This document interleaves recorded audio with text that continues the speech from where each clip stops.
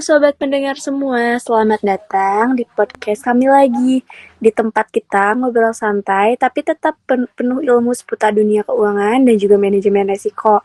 Bersama saya Sela yang bakal menemani kalian dalam episode kali ini dengan tema mitigasi risiko dalam manajemen risiko keuangan.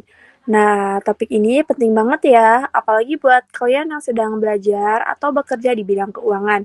Karena dalam dunia bisnis dan investasi, risiko itu nggak bisa dihindari, tapi bisa dikelola, bahkan juga bisa diminimalkan. Hari ini juga saya nggak sendirian. Sudah hadir dua narasumber keren yang akan berbagi insight dan juga pengalaman mereka. Yang pertama ada Pini dan juga Tina. Halo Pini dan Tina. Halo Sela, terima kasih nih sudah diundang. Kalau kita bicara soal risiko dalam keuangan, sebenarnya risiko itu adalah potensi terjadinya kerugian akibat ketidakpastian nih. Dalam konteks keuangan, risiko bisa muncul dari berbagai faktor, mulai dari fluktuasi pasar, gagal bayar kredit, perubahan suku bunga, hingga faktor eksternal seperti krisis ekonomi global. Nah, disinilah nih mitigasi risiko berperan penting.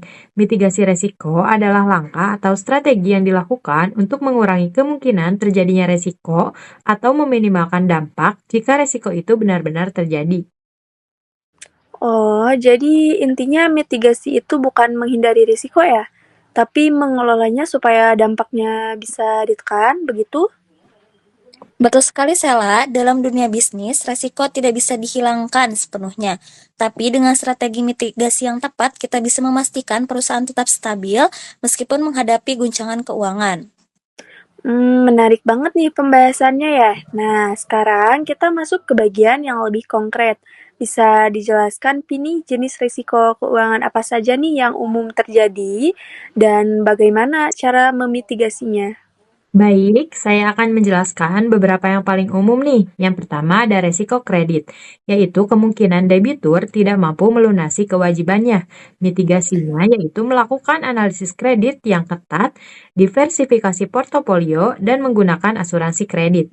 Yang kedua adalah resiko pasar, yaitu kerugian akibat perubahan nilai tukar, suku bunga, atau harga saham. Mitigasinya menggunakan instrumen derivatif seperti hedging, contohnya kontrak forward, futures, atau opsi. Yang ketiga adalah resiko likuiditas. Ketika perusahaan kesulitan memenuhi kewajiban jangka pendeknya, mitigasinya yaitu menjaga cadangan kas yang memadai dan mengelola arus kas dengan baik. Yang keempat adalah resiko operasional, yaitu resiko yang muncul akibat kesalahan manusia, sistem, atau proses internal. Mitigasinya menerapkan sistem kontrol internal, audit rutin, dan pelatihan SDM. Oh, lengkap banget ini kalau dari sisi mahasiswa nih yang sedang menelitinya nih, Tina. Kamu menemukan apa nih soal mitigasi risiko ini? Ya, Sela, dari hasil penelitian saya di salah satu bank swasta nasional, ternyata penerapan mitigasi risiko kredit menjadi hal yang sangat krusial. Bank menggunakan pendekatan 5C analisis, yaitu karakter, capacity, capital, collateral, dan condition of economy. Sebelum memberikan pinjaman, selain itu, mereka juga menerapkan sistem early warning system supaya potensi gagal bayar bisa terdeteksi sejak dini. Dengan sistem ini, resiko kerugian bisa ditekan karena bank bisa mengambil langkah preventif, misalnya melakukan restrukturisasi pinjaman sebelum nasabah benar-benar macet. Kalau kita lihat sekarang nih, dunia keuangan kan semakin digital dan juga cepat berubah. Nah, bagaimana nih strategi mitigasi resiko di era digital ini, Pini? Pertanyaan yang bagus nih dari Sela. Di era digital ini, resiko keuangan berkembang menjadi lebih kompleks nih, termasuk munculnya resiko cyber atau cyber risk. Maka, perubahan perlu memperluas cakupan mitigasinya. Beberapa strategi modern yang kini diterapkan, yang pertama adalah penerapan teknologi AI dan big data untuk mendeteksi pola transaksi yang mencurigakan, misalnya dalam pencegahan fraud.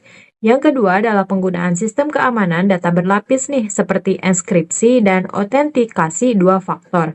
Yang ketiga adalah kolaborasi dengan lembaga penjamin atau regulator untuk memastikan kepatuhan terhadap kebijakan manajemen risiko nasional nih.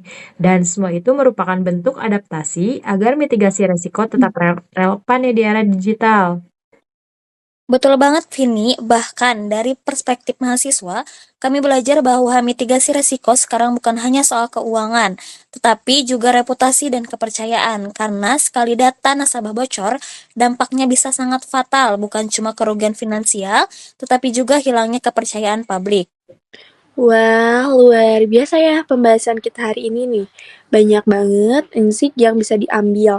Sebelum kita akhiri, mungkin Pini bisa kasih pesan singkat untuk para pendengar, terutama mahasiswa yang sedang belajar manajemen risiko keuangan nih, Pin. Baik nih, pesan saya cuma sederhana nih. Yang pertama, pahami dulu bahwa resiko itu bagian alami dari setiap aktivitas bisnis. Kuncinya bukan hanya menghindar, tapi mengenali, menganalisis, dan memitigasi dengan strategi yang terukur. Dengan begitu, keputusan keuangan yang diambil akan lebih matang dan berkelanjutan. Kalau dari Tina ada pesan juga gak?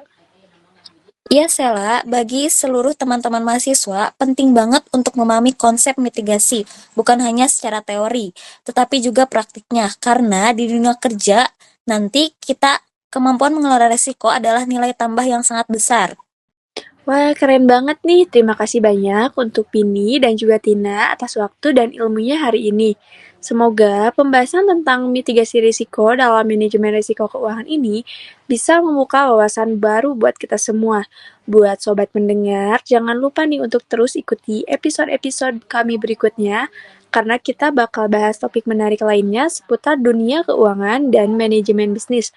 Saya Sela, pamit undur diri. Sampai jumpa di episode berikutnya. Bye-bye. Iya.